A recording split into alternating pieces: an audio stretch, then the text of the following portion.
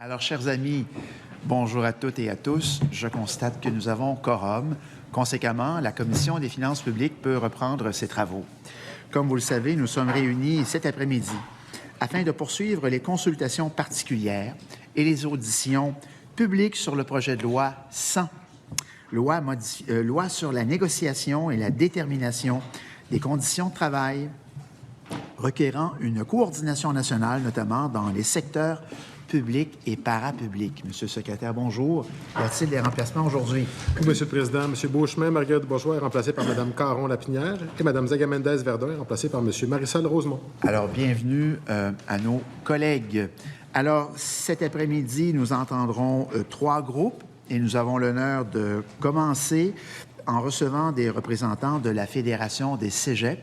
Mais avant de vous laisser la parole, j'aimerais souligner la présence de Mme Marie Montpetit, une ancienne parlementaire, députée du comté de Maurice-Richard à l'époque. Soyez la bienvenue, chère amie.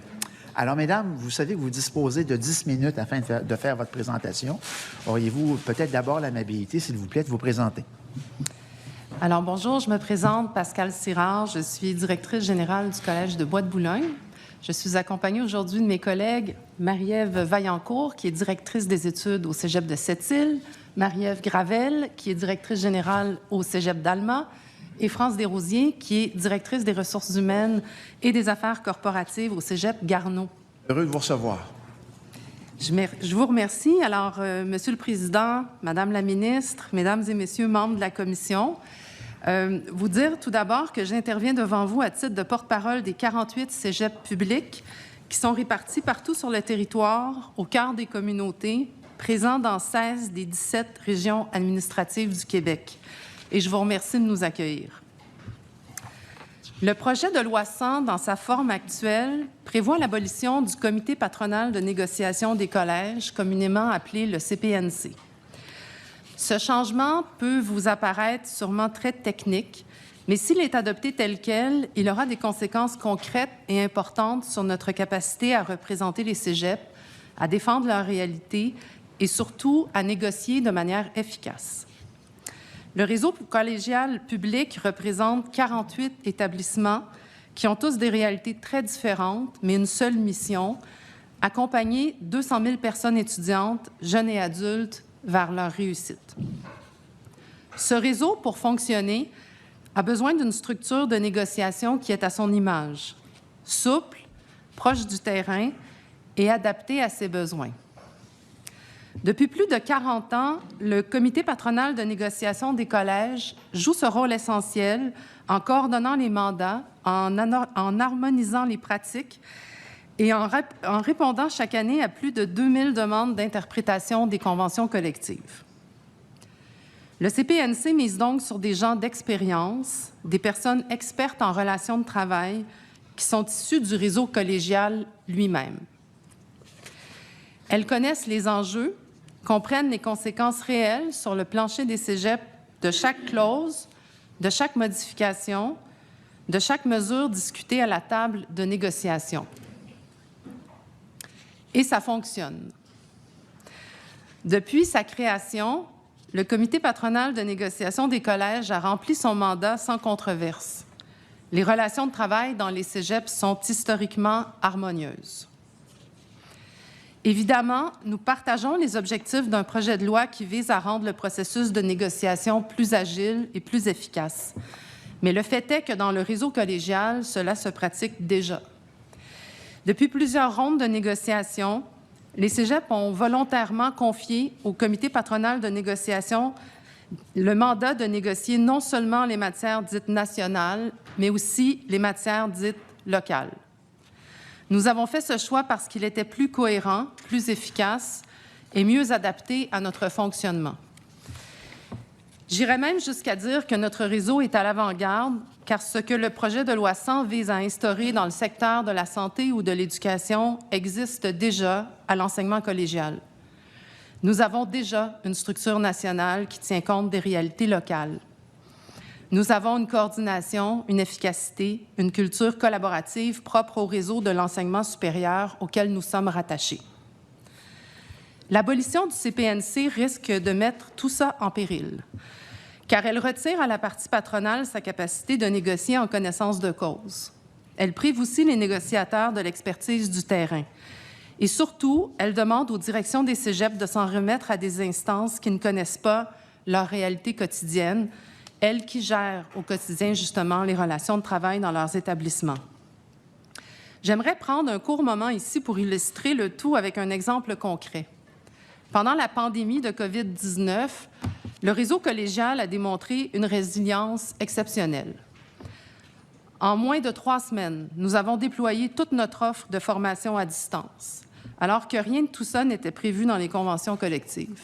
Il a fallu agir vite, en concertation, avec souplesse. Il a fallu négocier. Et cela a été possible parce que nous avions autour de la table les personnes les plus compétentes, des experts du réseau collégial qui connaissent les besoins, les contraintes, mais surtout les solutions possibles. C'est grâce au CPNC que nous avons pu répondre rapidement à l'urgence tout en respectant les règles sanitaires. Alors, je vous le demande, que va-t-il se passer la prochaine fois qu'un défi majeur se présentera si on écarte les cégeps du processus de négociation? Si seul le ministère de l'Enseignement supérieur et le Conseil du Trésor sont appelés à trouver une solution. Nous souhaitons garder les experts du réseau collégial à la table, ceux qui ont l'expérience, ceux qui savent de quoi ils parlent, ceux qui sont vraiment connectés à la réalité et aux enjeux de la formation collégiale. Le projet de loi 100 prétend centraliser pour gagner en efficacité, mais nous croyons que dans notre cas, cela aura l'effet inverse. Cela va créer une déconnexion du milieu. Cela ralentira forcément notre capacité d'adaptation à un moment où le monde de l'enseignement est en profonde transformation. Cela risque aussi de fragiliser les relations de travail et, ultimement, cela aura des répercussions sur l'offre de formation qui est offerte aux étudiantes et aux étudiants. C'est pourquoi, dans le mémoire que nous avons déposé, nous formulons 5 recommandations que vous trouverez après la conclusion à la page 12, qui convergent toutes vers une seule et même orientation, le maintien du comité patronal de négociation des collèges tel qu'il est accordé à 3 autres CPN. Nous recommandons d'abord de modifier l'article 20 pour reconnaître le CPNC comme négociateur sectoriel. Ensuite, nous recommandons de modifier l'article 45 pour que le CPNC soit formellement institué, puis d'ajouter un article, soit l'article 47.1, pour définir sa composition, et surtout de retirer toute mention de suppression du CPNC, incluant l'article 138, qui prévoit sa fin en 2027. L'ensemble de ces recommandations ne vise pas à bloquer le projet de loi. Elles visent à s'assurer qu'il atteigne ses objectifs dans le respect de la réalité des cégeps. Le comité patronal de négociation des collèges est parfaitement compatible avec l'esprit de la réforme, car il incarne déjà la vision portée par ce projet de loi. Étrangement, si ce projet de loi va de l'avant, les cégeps seraient les seules institutions d'enseignement supérieur assujetties à ce régime de négociation. En vertu de ce projet de loi, les cégeps seraient les seuls employeurs dans tout le secteur de l'enseignement supérieur au Québec qui ne pourraient participer à la négociation des conditions de travail du personnel qu'ils doivent gérer au quotidien. Tous les autres, universités, collèges privés, instituts, disposent déjà de cette latitude.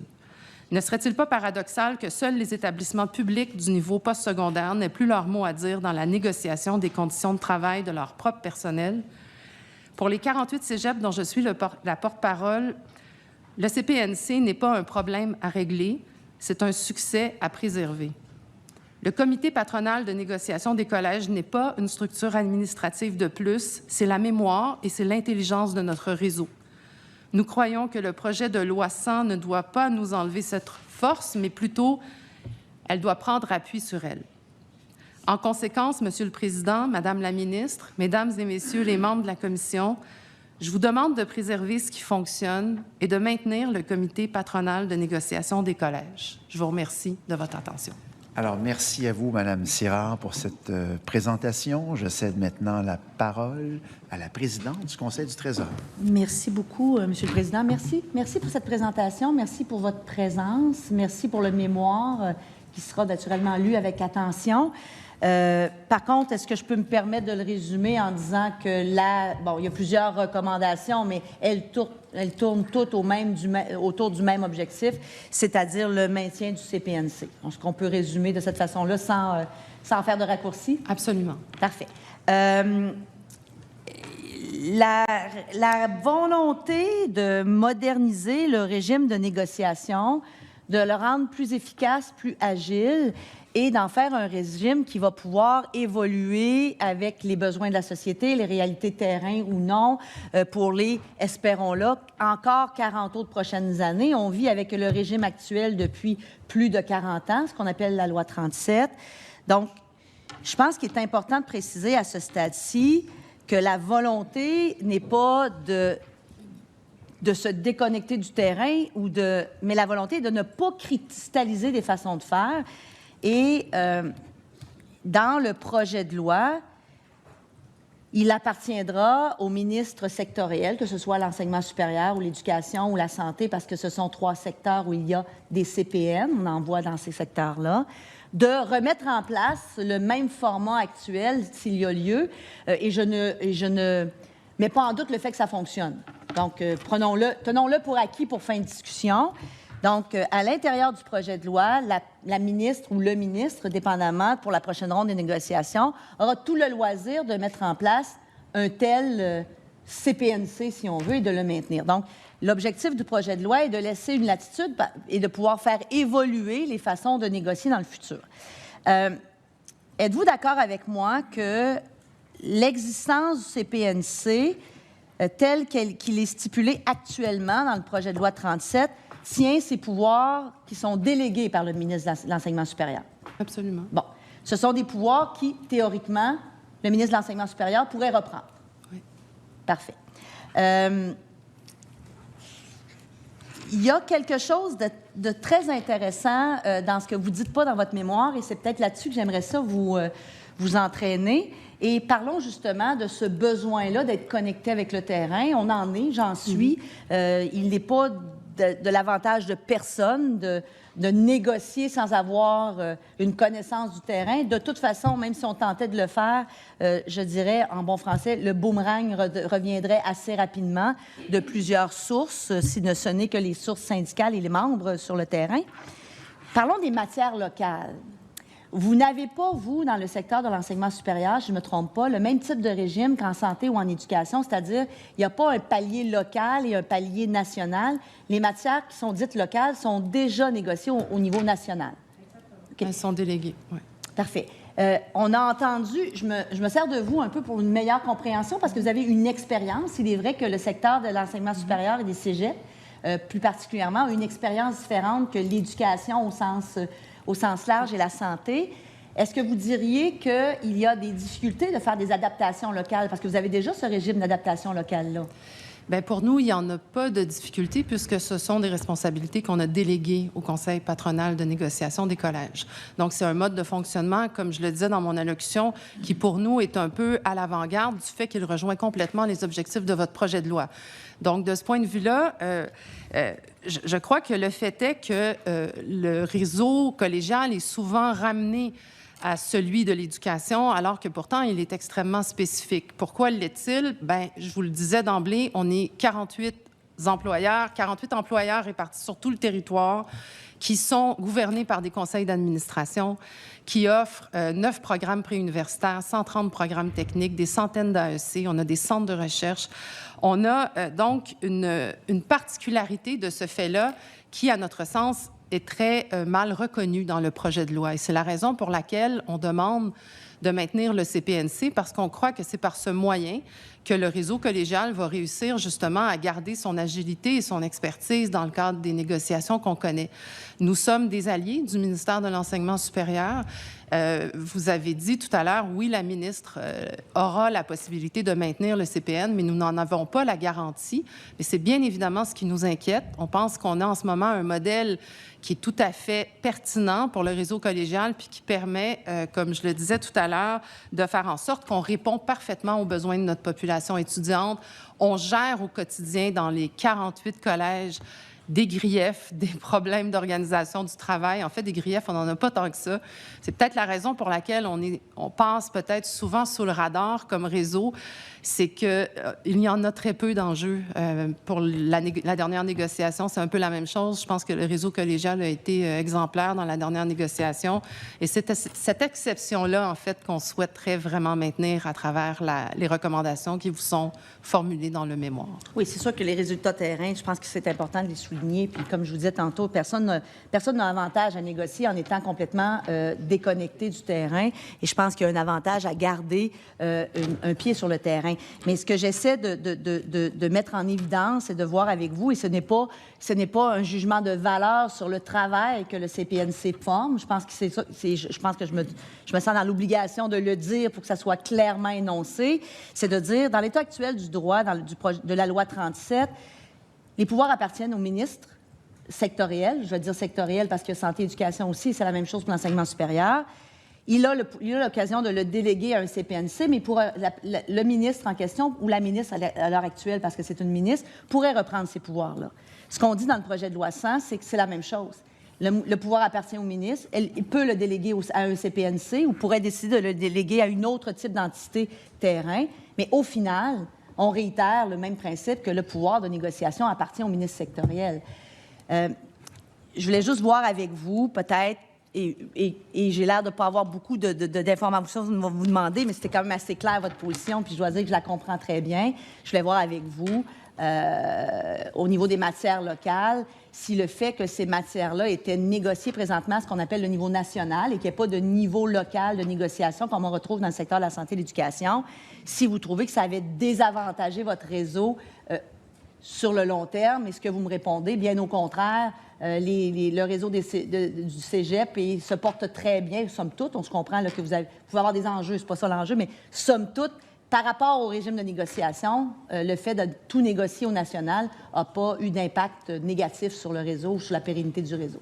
Non, parce que c'est vraiment le vœu des directions générales des 48 cégeps de le déléguer au comité patronal de négociation. Donc, ça nous a donné absolument... Possible de faire. Parfait. Absolument. Bien, merci pour votre apport. Je vais laisser mes collègues de l'opposition vous poser des questions. Merci.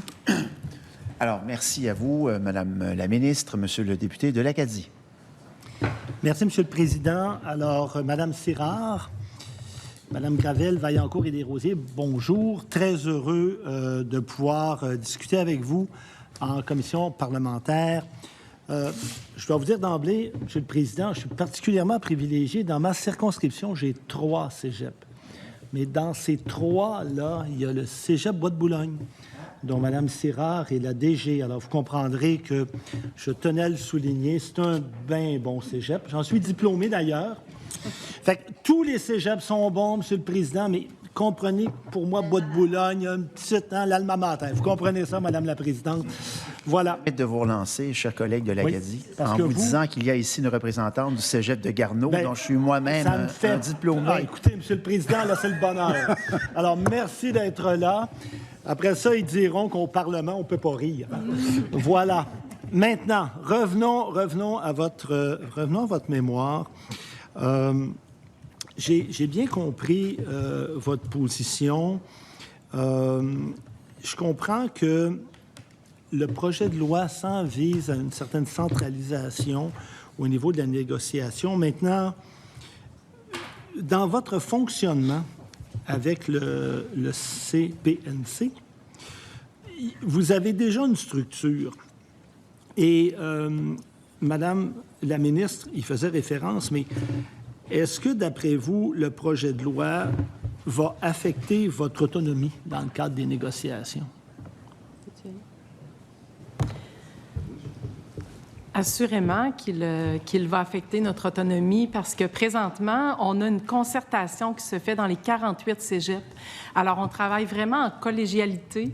Alors, les 48 cégeps ont j'appellerais ça un pouvoir, certains pouvoirs d'influence par la connaissance terrain qu'ils ont. Alors que ce soit au niveau des directions générales, des directions des études, ainsi que les directions des ressources humaines, qui sont les applicateurs directs des conventions collectives. Donc, c'est sûr que oui, il y a une perte d'autonomie de ce côté-là. puisque, en réalité, on semblerait ne plus avoir ce pouvoir-là dans le projet de loi qui est proposé. Alors, on a parlé tantôt là, du CPNC. C'est pour ça qu'on souhaite maintenir le CPNC, puisque à l'intérieur du CPNC, nous avons présentement également ce pouvoir d'influence qui nous permet d'apporter les problématiques et d'en jaser, d'en convenir, d'en discuter, d'influencer pour la suite des choses. Alors, je ne sais pas si mes collègues ont autre chose à ajouter. Je me permettrais peut-être d'ajouter en termes de concertation pour nous faire remonter, on parlait des matières locales tout à l'heure, le réseau des cégeps, quand on parle de l'exception cégep, est composé dans sa façon de structurer l'information et de faire remonter l'information, les enjeux.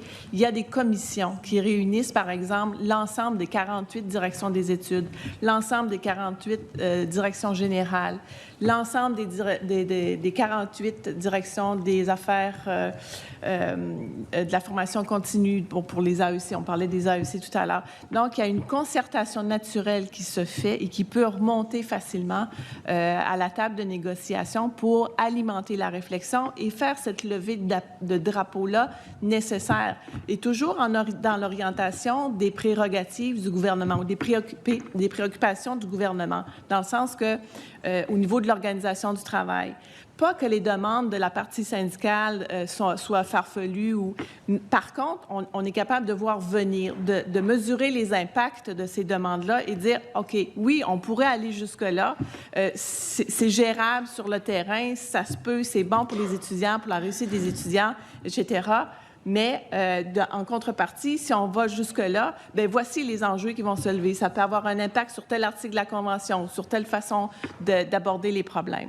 Donc, cette concertation-là, elle est précieuse, puis c'est un maillage qui se fait naturellement avec l'équipe du ministère de l'Enseignement supérieur. Donc, c'est important de pouvoir garder cette possibilité d'échanger rapidement ensemble. Peut-être une dernière chose, M. Morin, si vous le permettez. Ça nous semble quand même assez inhabituel de se retrouver avec une structure qui évacue les 48 directions qui sont actuellement à la table de négociation. Ça veut vraiment dire que seul le ministère de l'Enseignement supérieur puis le Conseil du Trésor pourraient décider des conditions de travail des employés de nos 48 cégeps. Ça, c'est quand même une chose qui est inhabituelle.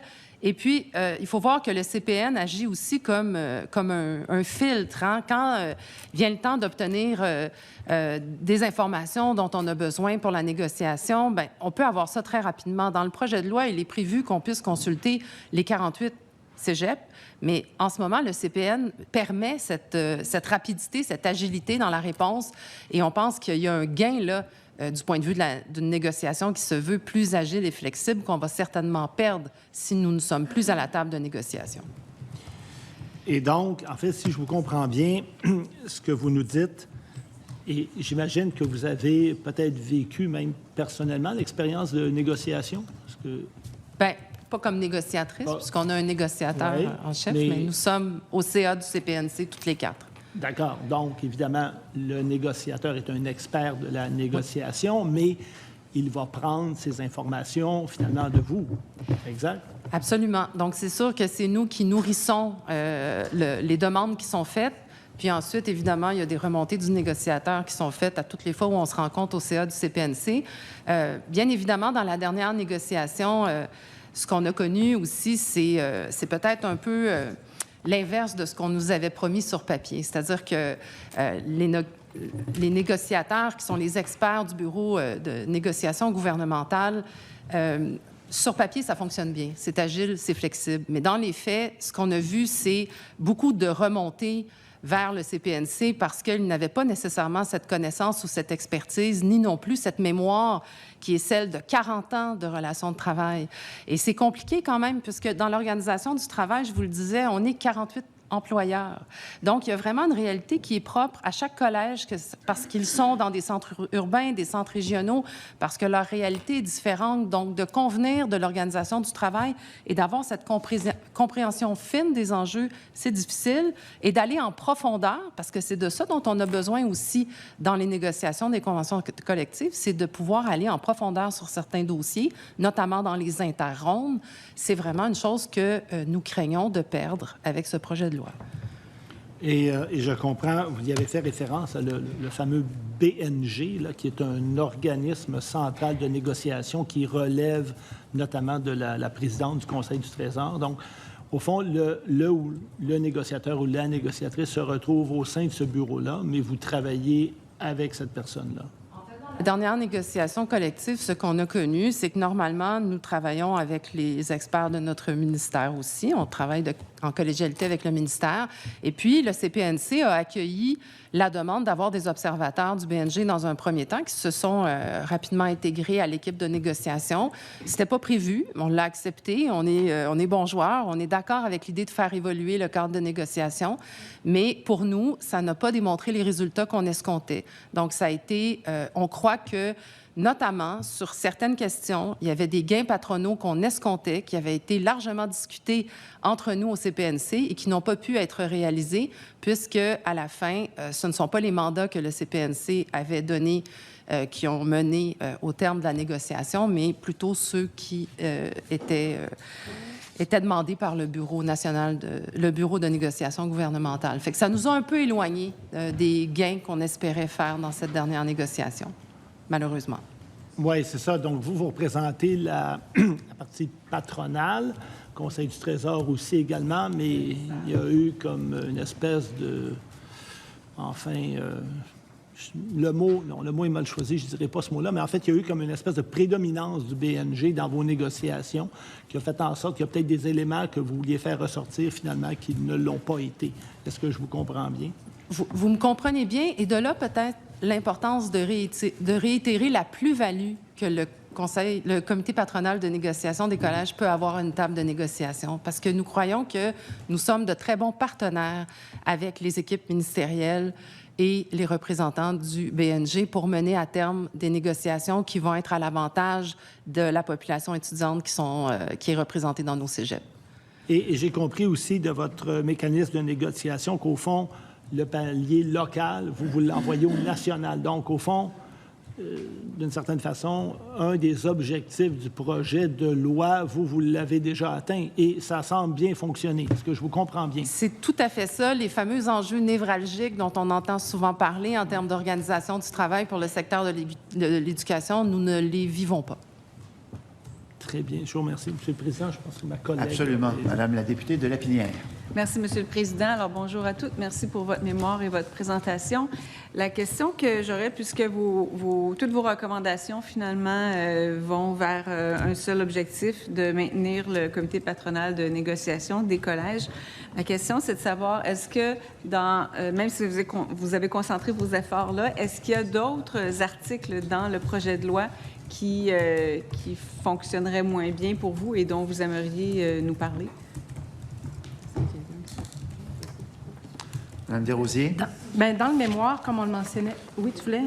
Dans le mémoire, comme on le mentionnait, là, il y a le récapitulatif là, des recommandations. Alors, les modifications qui sont proposées, bien sûr, tournent majoritairement autour là, du comité patronal de négociation à différents articles. Puisque dans le projet de loi qui est proposé, il y a déjà des CPN qui sont conservés. Alors, on mentionne que dans le mémoire dans la mémoire de la présidente du Conseil du Trésor, Mme Sonia Lebel, il y a effectivement, là, à l'article 4.1.2, la possibilité, bien sûr, là, de créer une telle structure. Par contre, comme on le mentionnait tout à l'heure, c'est pas un automatisme. Alors, pour nous, on considère que comme dans le projet de loi, il est déjà prévu qu'il y a des CPN qui demeurent, eh bien, on pense que la structure actuelle répond déjà très bien. On a parlé des équipes ministérielles tout à l'heure avec qui on collabore très bien. Le maillage est très fort, très bon. Et on a déjà dans cette équipe ministérielle-là, justement, eu à influencer par rapport à l'expérience terrain que nous avons tous ici autour de la table, qui a permis d'avoir des avancées significatives là, au niveau des négociations, des conventions collectives, de mieux comprendre nos réalités. Donc, alors, ce que je comprends, c'est que si le CPNC est maintenu, ça va pour vous, le projet de loi? Avis. Merci. Encore quelques secondes, ça vous va? Merci, chers collègues. Je cède la parole au député de Rosemont. Merci, Monsieur le Président. Alors, Mesdames Simard, Gravel, Vaillancourt, Desrosiers, je suis un peu triste de voir qu'il n'y a personne du cégep de Granby. Mais comme j'ai un fils à Bois-de-Boue, je vais être très heureux de discuter avec vous. Sauf que je suis un peu embêté parce que, dans le fond, c'est pas tant à vous qu'il faudrait que je pose ma question à ce stade-ci qu'à la ministre. Mais c'est pas l'endroit et le moment pour le faire, mais je note bien, puis je pense que tout le monde autour de la table note votre position qui est non seulement claire, mais qui m'a l'air parfaitement raisonnable en plus. J'ai envie de vous poser une question pour commencer. Voyez-vous un seul avantage de votre point de vue au projet de loi si d'aventure il est adopté tel quel? Est-ce que ça donne un seul avantage de votre point de vue? Pas pour l'ensemble de l'univers, mais pour votre organisation. Aucun. Bon, ça a le mérite d'être clair. Il n'y a pas de gain de temps, il n'y a pas de gain d'efficacité. En fait, on trouve que le réseau collégial, comme je le disais, est parfaitement exemplaire en ce moment dans sa manière de négocier, puis qu'on répond parfaitement aux objectifs de ce projet de loi-là.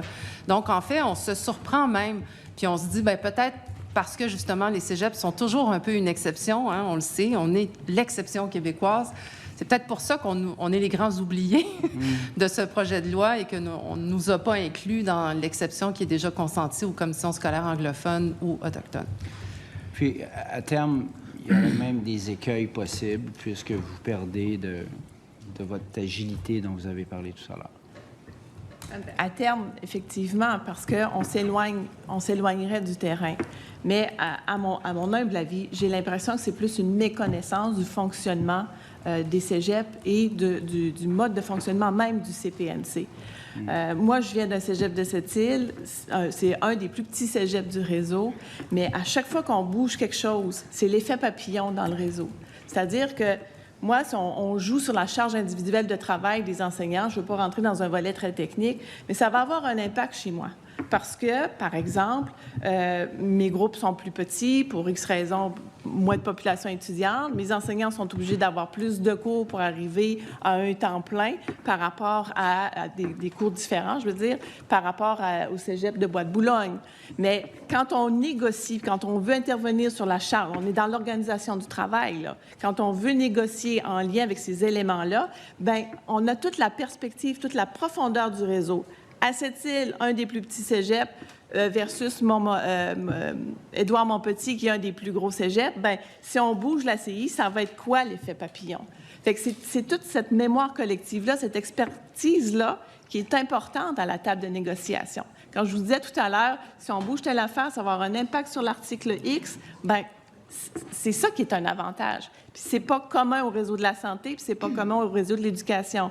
Puis ce qui m'interpelle particulièrement, c'est que, entre autres, dans l'allocution préliminaire de la ministre, il n'y a jamais été question de l'enseignement supérieur. Les enjeux qui ont été vécus dans la dernière négociation, qui ont été difficiles pour le Québec, c'est en santé, c'est en éducation. C'est pas au niveau du réseau collégial.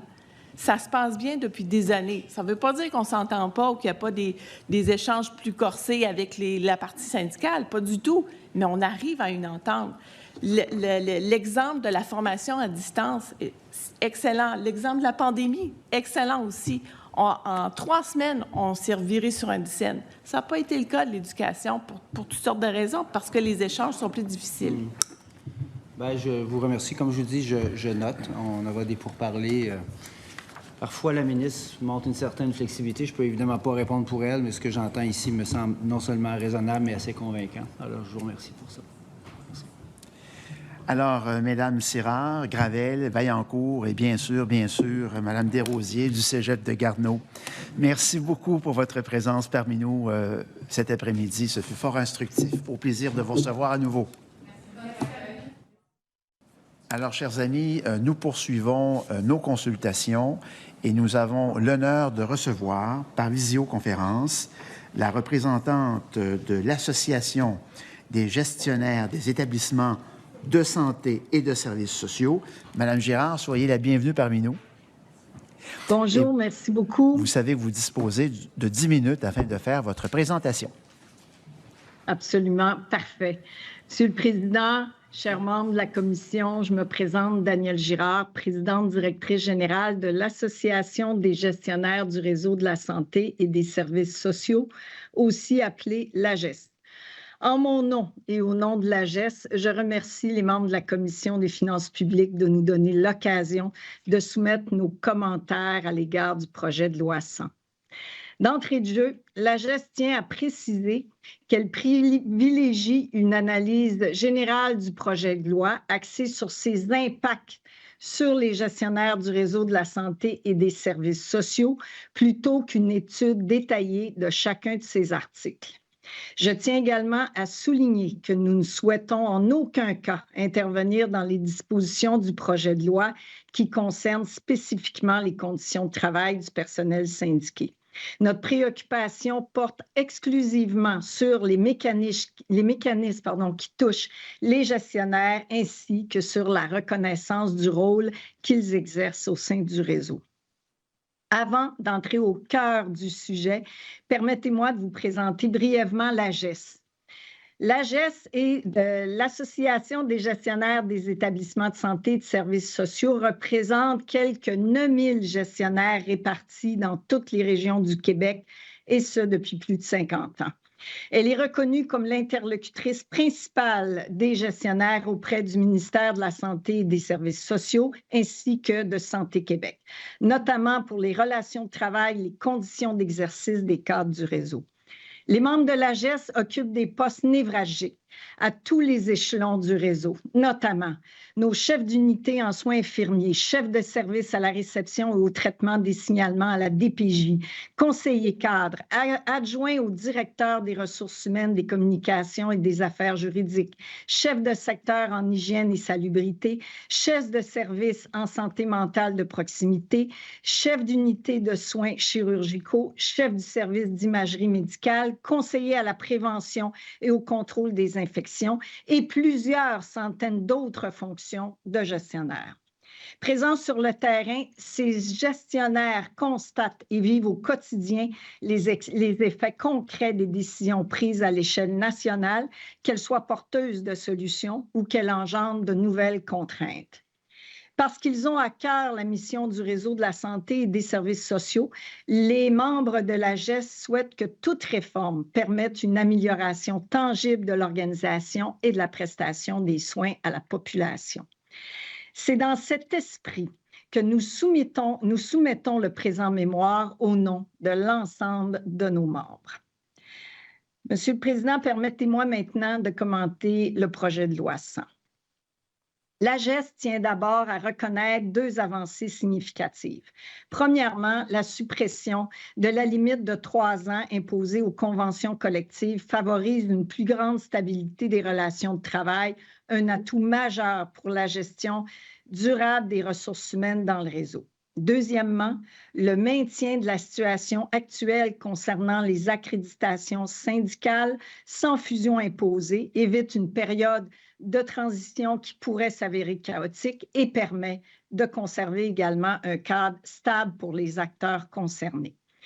Cela étant dit, consciente des enjeux et des défis liés à cette réforme, l'AGES souhaite attirer l'attention sur certains aspects spécifiques qui, selon elle, méritent une analyse plus approfondie.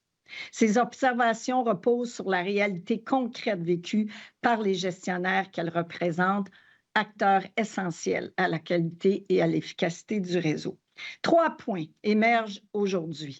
L'omission du droit associatif des membres de l'AGES, la centralisation des décisions au Conseil du Trésor, ainsi que l'omission dans le projet de loi de reconnaissance de l'ancienneté pour les gestionnaires qui retournent dans une accréditation syndicale.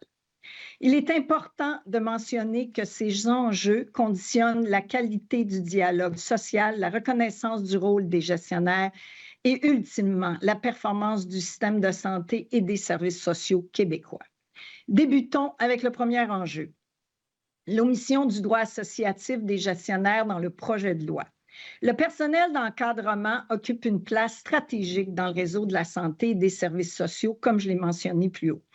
Impliqués au quotidien dans la gestion opérationnelle, les gestionnaires agissent comme courroie de transmission entre les orientations ministérielles et leur mise en œuvre concrète sur le terrain.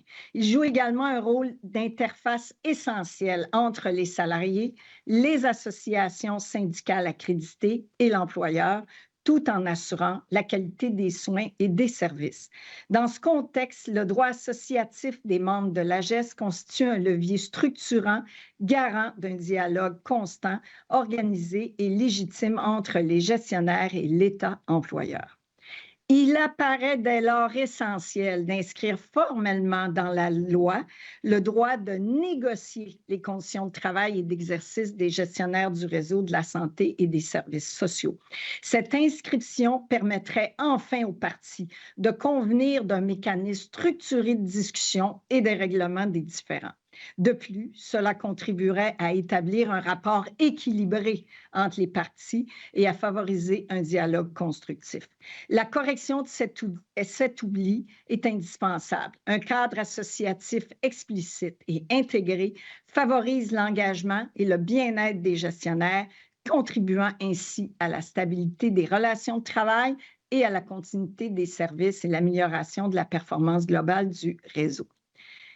On passe maintenant au deuxième enjeu, les aspects de la centralisation d'activités au Conseil du Trésor.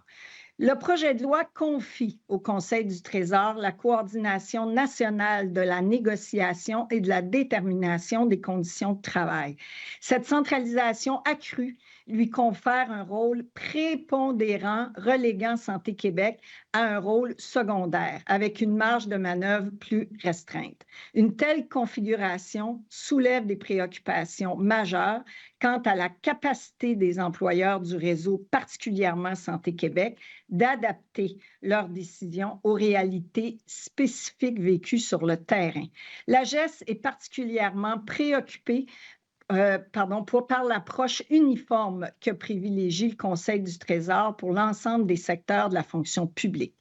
Cette approche, pensée pour assurer la cohérence globale, ne tient pas suffisamment compte des caractéristiques propres au réseau de la santé et des services sociaux qui diffèrent notamment de celles du secteur de l'éducation. En uniformisant les décisions à l'échelle nationale, le projet de loi risque d'imposer des balises plus rigides, moins adaptées à la diversité des contextes régionaux et sectoriels du réseau. Ce faisant, on oublie l'importance des réalités locales qui sont pourtant au cœur d'un service public de proximité. L'AGES considère qu'il est impératif de préserver une réelle autonomie décisionnelle pour Santé Québec afin qu'elle puisse répondre aux agilités et aux besoins spécifiques des gestionnaires des établissements. Il va de soi que cela suppose également une collaboration étroite avec l'AGES qui regroupe la grande majorité des gestionnaires du réseau pour garantir que la coordination des conditions de travail repose sur une compréhension fine du terrain et sur un dialogue constructif, continu et respectueux de leur expertise. Passons maintenant au troisième enjeu, la reconnaissance de l'ancienneté pour les gestionnaires réintégrant un statut syndiqué. Le projet de loi ne tient pas compte d'une réalité bien établie dans le réseau de la santé et des services sociaux. Des employés syndiqués accèdent à des fonctions de gestion, parfois pour une période temporaire, parfois pour plusieurs années. Pour diverses raisons, réorganisation, décisions administratives ou choix personnels, certains d'entre eux réintègrent par la suite leur ancien statut de personnel syndiqué. Le projet de loi contient déjà des dispositions assurant la reconnaissance de l'ancienneté chez le personnel syndiqué lors d'un passage d'une unité de négociation à une autre. C'est pourquoi l'AGES estime essentiel d'étendre ce principe aux gestionnaires qui réintégreraient un poste syndiqué à la suite d'un changement d'établissement. Il va d'un traitement équitable, mais aussi d'une mesure concrète pour favoriser la mobilité, reconnaître l'expérience et renforcer la rétention du personnel au sein du réseau. Ce manque de clarté dans le projet de loi peut aussi constituer un frein à l'attractivité des postes d'encadrement en décourageant des talents potentiels d'assumer des responsabilités de gestion s'ils craignent voir de leur ancienneté compromise. En conclusion, le projet de loi apporte un changement important à la loi sur la négociation et la détermination des conditions de travail dans le réseau de la santé et des services sociaux. La GES tient à souligner les efforts gouvernementaux qui ont été faits afin de moderniser ce régime qui nécessitait grandement d'être revu. Il est également... Oui? En conclusion, Mme Girard? En conclusion, on est important de mentionner que le rôle du Conseil du Trésor soit clarifié et on demeure là pour collaborer, bien sûr, avec vous. Voilà. Merci beaucoup Merci. à vous pour cette présentation. Et sans attendre, je cède la parole à la présidente du Conseil du Trésor. Merci, Madame Girard. Merci de votre présence cet après-midi. Ça peut être très éclairant sur certains aspects. Vous allez me permettre, avec beaucoup de respect et le plus de délicatesse possible, de vous dire, par contre, que l'objet du projet de loi n'est pas du tout de voir si on doit donner des droits associatifs à des cadres ou non. Malgré que je respecte votre point de vue, je pense que c'est une conversation qui doit avoir lieu à un autre niveau et avec d'autres interlocuteurs potentiellement. Mais je comprends votre point de vue et il est de bonne guerre pour vous de le faire valoir aujourd'hui dans le cadre de nos travaux. Mais vous allez me permettre de ramener peut-être la discussion sur le sujet plus pertinent, à mon point de vue, là, parce que je ne veux pas écarter la pertinence de vos propos, mais plus pertinent à mon point de vue sur l'objet du projet de loi 100, qui est, somme toute, la coordination nationale des conventions collectives qu'on a en général avec nos syndiqués. Je vais peut-être parler de ce que vous reconnaissez comme, vous êtes quand même comme gestionnaire dans le réseau de la santé, à même de pouvoir juger de certains effets de nos conventions collectives ou de certaines limites là, de la structure actuelle. Vous parlez, et je vais vous demander peut-être de mettre un peu plus l'accent sur ces sujets-là, parce que vous êtes une de celles qui en a parlé. Des fois, on a des lieux communs entre certains, mais vous avez parlé de l'avancée significative de l'abolition que l'on fait au Code du travail de la durée limitée des conventions collectives de 3 ans. Bon, on sait que par le passé, on a eu l'occasion d'en avoir des conventions collectives à tous les niveaux de gouvernement dans les dernières années qui duraient plus de 3 ans. La moyenne, en général, est de 5 ans. Mais chaque fois, ça nous oblige, parlementaires, à passer un projet de loi qui vient confirmer que l'entente des parties qui contrevient en soi au Code et nonobstant le Code, finalement.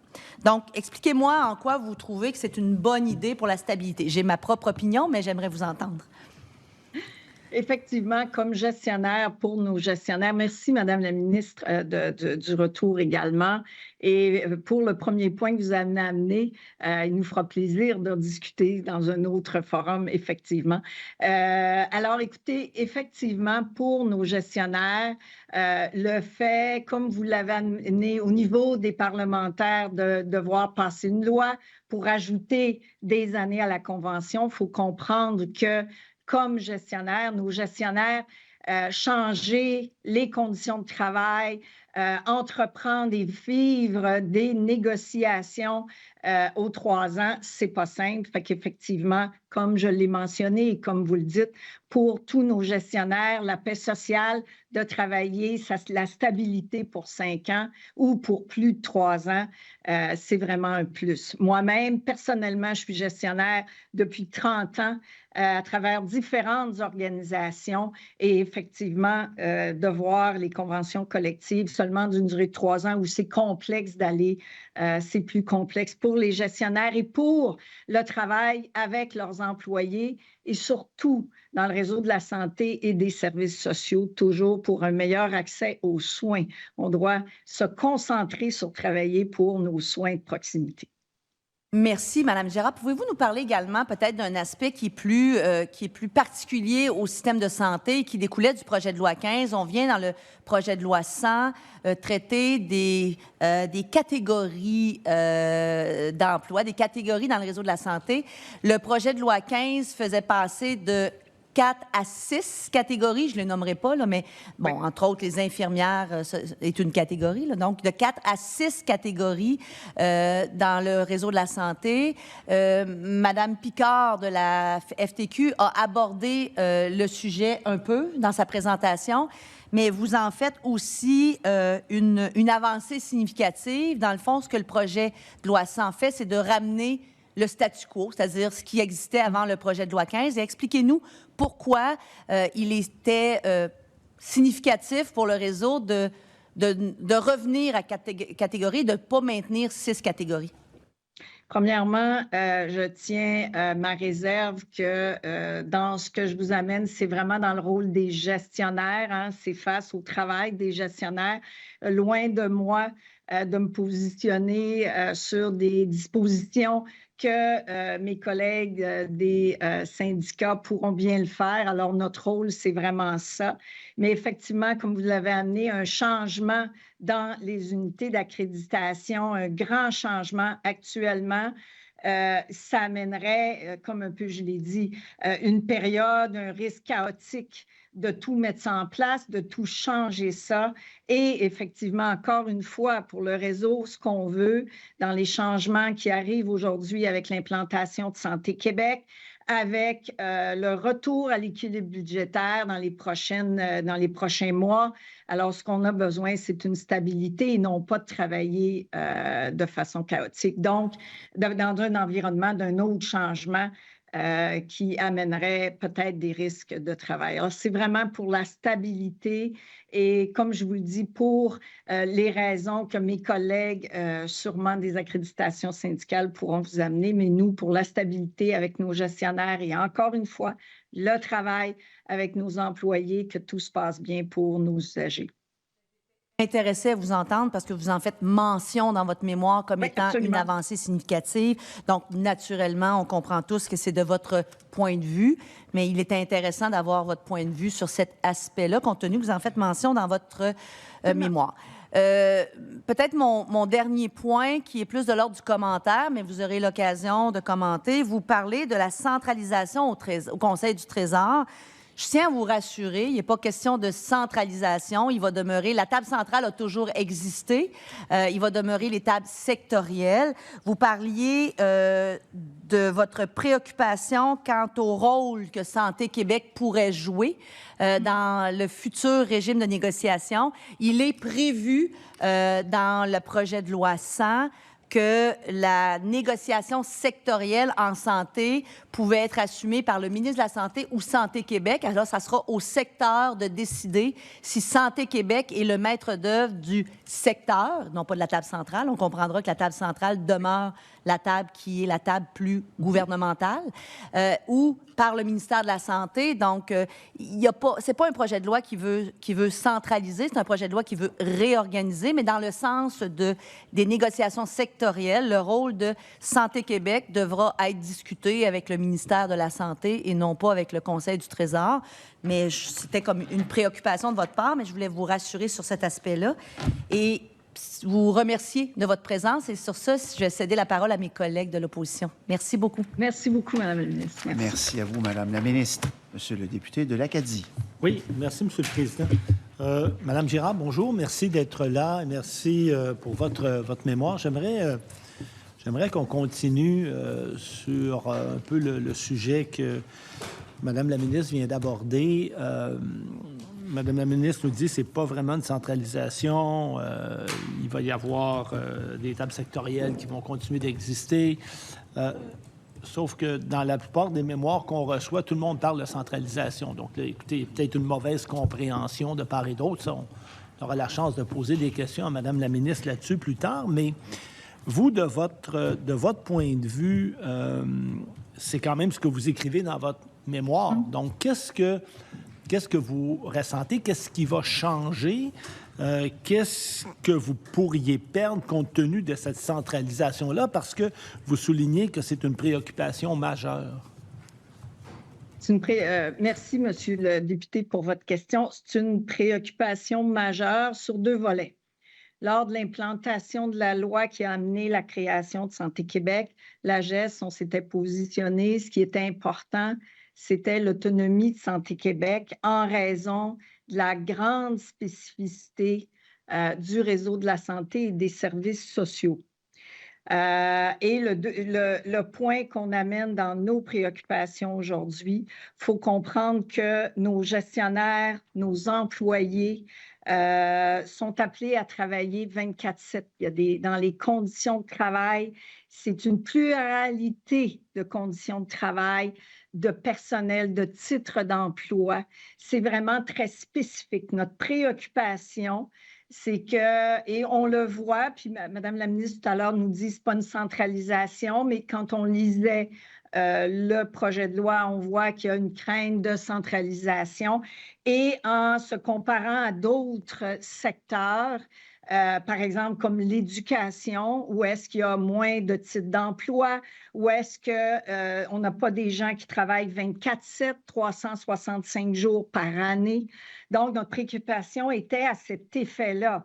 Dans les discussions sur les conditions de travail au volet sectoriel, c'était très important que Santé Québec et également le ministère de la Santé et Services sociaux pour les établissements qui ne sont pas intégrés à Santé Québec aient vraiment une marge de manœuvre, une autonomie pour discuter des conditions de travail. Notre préoccupation est vraiment là, dans ce sens-là. Je ne sais pas si je réponds à votre question. Oui, vous lui avez répondu, je vous en remercie, mais ça a suscité chez moi d'autres questionnements. Parce que je veux juste comprendre. Évidemment, on a tous assisté à la création de Santé Québec. Et donc, maintenant, dans votre réseau, il y a Santé Québec, il y a le ministre de la Santé, il y a le Conseil du Trésor. Vous représentez des cadres, donc la partie patronale. Puis évidemment, vous allez négocier avec des syndiqués qui sont évidemment sur le terrain. Donc, comment vous voyez le rôle de tous ces intervenants-là? Quelle est la place qui vous reste, vous, là-dedans, comme cadre? Puis qu'est-ce que vous pouvez négocier? Puis qu'est-ce que vous pouvez ramener pour faire comprendre, que ce soit à Santé Québec ou au ministre ou au Conseil du Trésor, la réalité de votre terrain, de votre quotidien?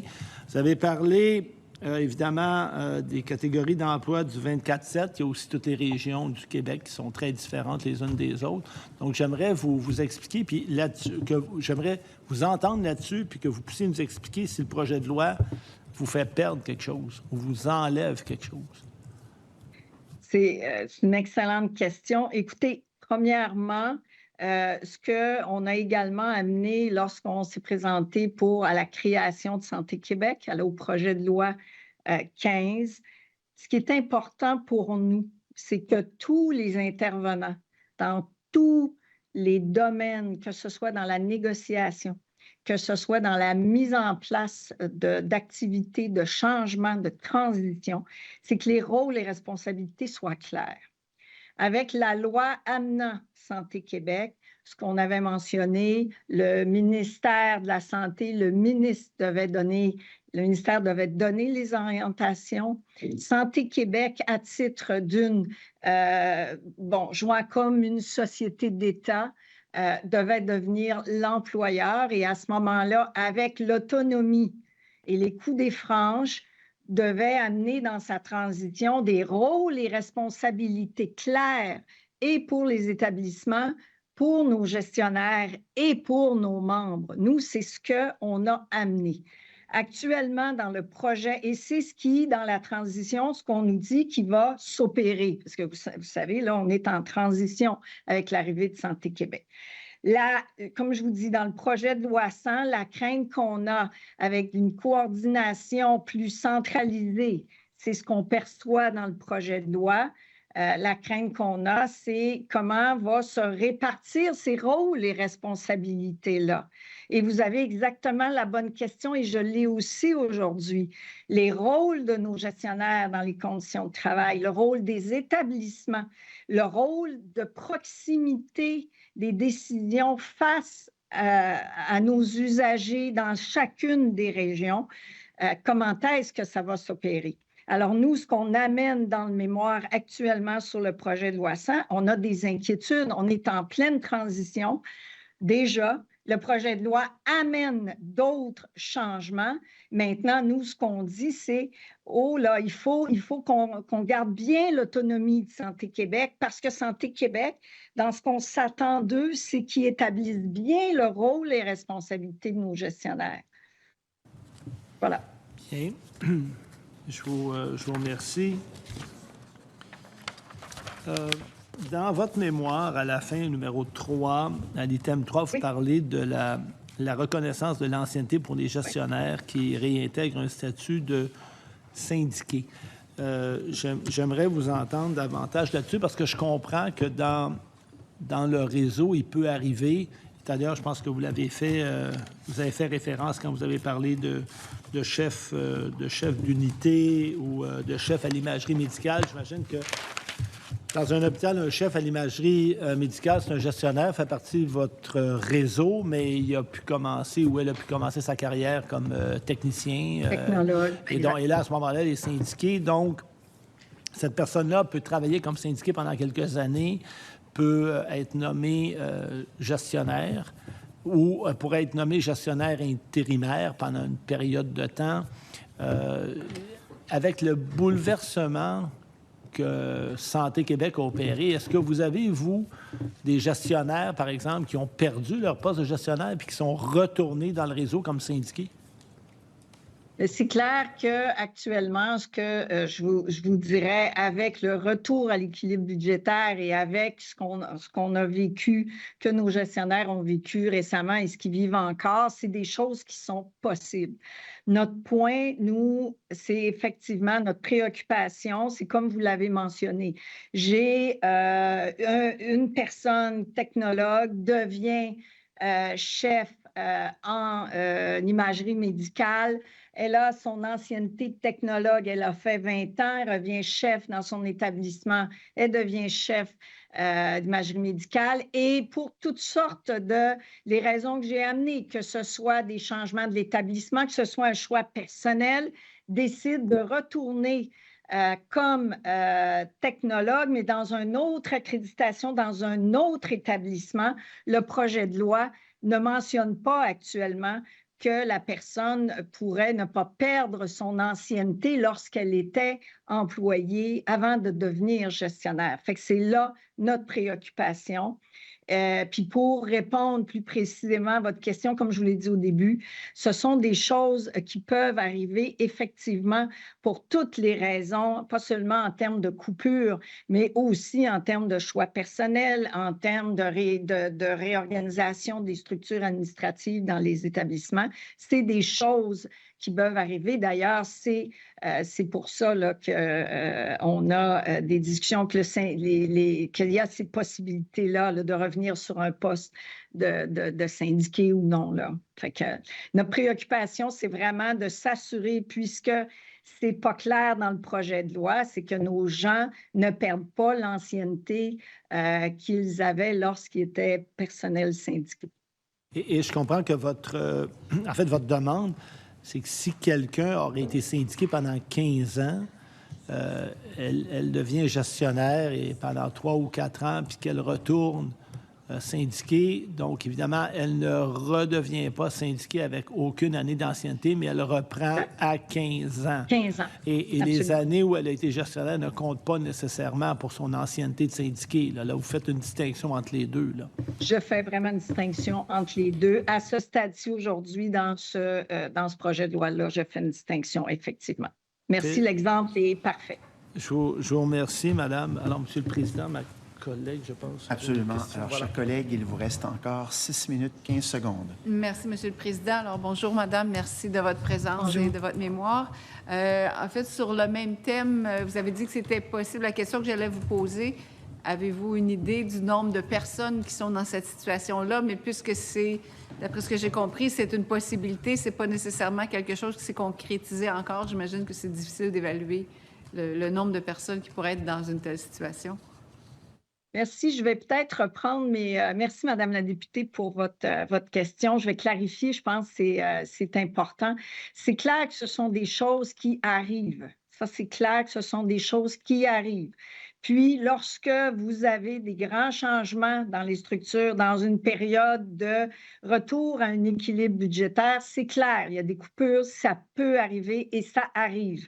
Maintenant, plus spécifiquement, actuellement, on n'a pas le dénombrement de ces situations-là. Il faut comprendre qu'on est encore avec Santé Québec et avec tous les changements en grande transition, effectivement.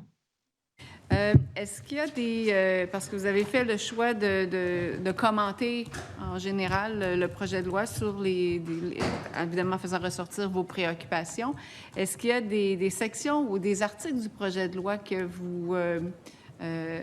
qui devraient être modifiés pour... Bien évidemment, oui, pour aller dans le sens de vos recommandations, mais est-ce qu'il y en a certains que vous pouvez nous identifier?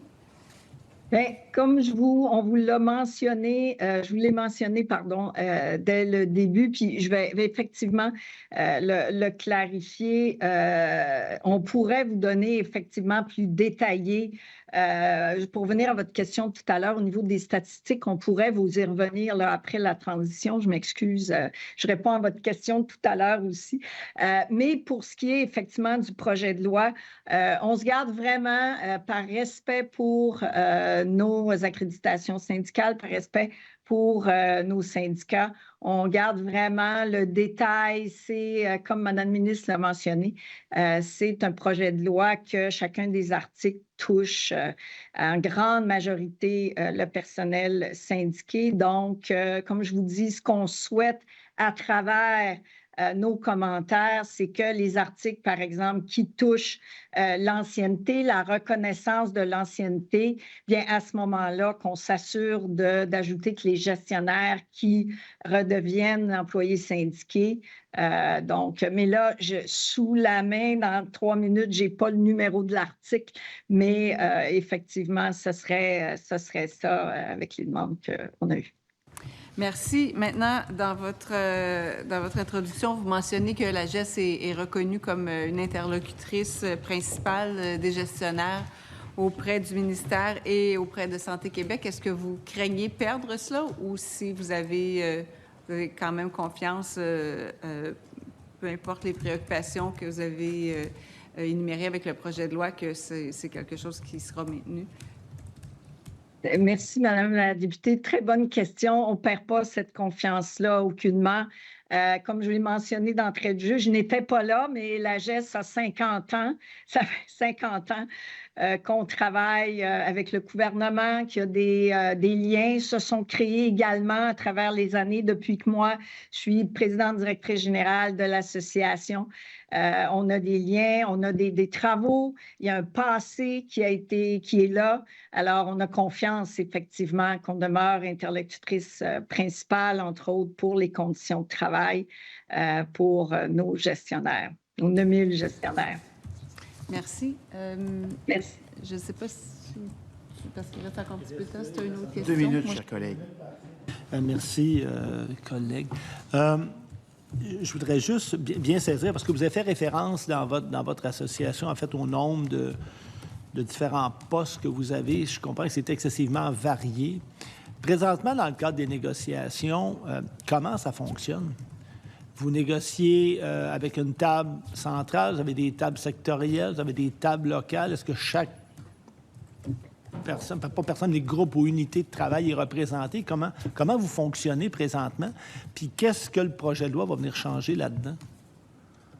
Actuellement, comment ça fonctionne? Bien, dans un premier temps, nous, ce qu'on souhaite, c'est qu'on reconnaisse le droit de négocier, mais ce qu'on nous reconnaît, c'est un droit de consultation. Donc, alors, il y a plusieurs volets rapidement. Le volet sectoriel est discuté, effectivement, comme Mme la ministre l'a mentionné, à la table au Conseil du Trésor. Alors, on parle de l'indexation et on parle du volet retraite et assurance qui est avec le Conseil du Trésor. Et aux tables sectorielles, au niveau de la santé et des services sociaux, les associations, du volet patronal, nous avons Santé Québec à la table, le ministère de la Santé et les services sociaux et le Conseil du Trésor également, qui est à une autre table pour discuter des matières sectorielles. Parfait. Je vous remercie. Merci, M. le Président. Alors, merci à vous, Mme Girard, pour cette très belle présentation. Nous espérons vous recevoir sous peu. Merci infiniment Sur ce, à vous. Très bien. Je suspends nos travaux momentanément. Alors, chers collègues, nous sommes en mesure de poursuivre nos travaux et nous avons l'honneur de recevoir des représentants de la Fédération des centres de services scolaires du Québec. Madame, Messieurs, soyez les bienvenus. Vous disposez de 10 minutes afin de faire votre présentation. Aurez-vous peut-être d'abord l'amabilité de vous présenter? Avec plaisir. Merci, Monsieur le Président. Je me présente. Je suis Dominique Robert, président-directeur général de la Fédération des centres de services scolaires du Québec. J'ai la chance aujourd'hui d'être accompagné de mon collègue Jean-François Collard, qui est président-directeur général adjoint, de même que de Mme Sophie Laberge, qui est directrice du service des affaires juridiques et secrétaire générale à la Fédération. Vous êtes les bienvenus et nous sommes à votre écoute. Excellent. Merci, Monsieur le Président.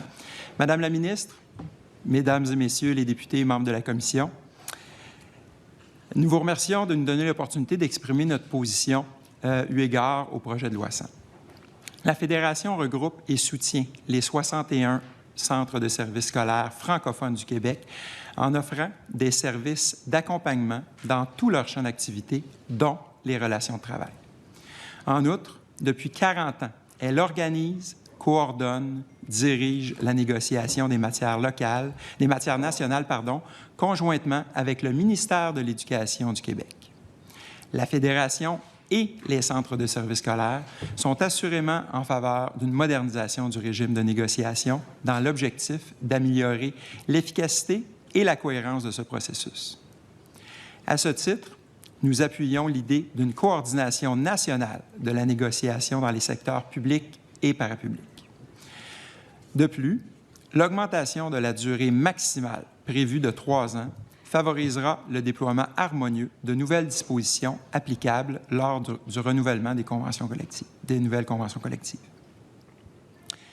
Par ailleurs, nous souhaitons également vous faire connaître notre grande préoccupation à l'égard de certains aspects du projet de loi. Premièrement, la modernisation du régime de négociation ne doit pas avoir pour effet d'exclure les employeurs que sont les centres de services scolaires dans le processus de détermination des conditions de travail de leur personnel. En effet, contrairement au réseau de la santé, qui ne compte qu'un seul employeur, soit Santé Québec, le réseau francophone de l'éducation est composé de 61 centres de services scolaires qui sont des employeurs à part entière. La coordination nationale des conventions collectives et le développement d'une stratégie globale est certainement nécessaire. Toutefois, cette coordination ne doit pas céder le pas à une intervention du Conseil du Trésor en lieu et place des employeurs. Selon nous, une coordination est compatible avec une véritable collaboration entre les représentants des employeurs, le ministère de l'Éducation et le Conseil du Trésor. D'ailleurs, lors de la dernière ronde de négociation, en 2023, cette collaboration tripartite a fait ses preuves. Après avoir été écartés des tables de négociation du personnel enseignant, les représentants des centres de services scolaires ont été rappelés à la table pour dénouer l'impasse sur des enjeux complexes et décisifs.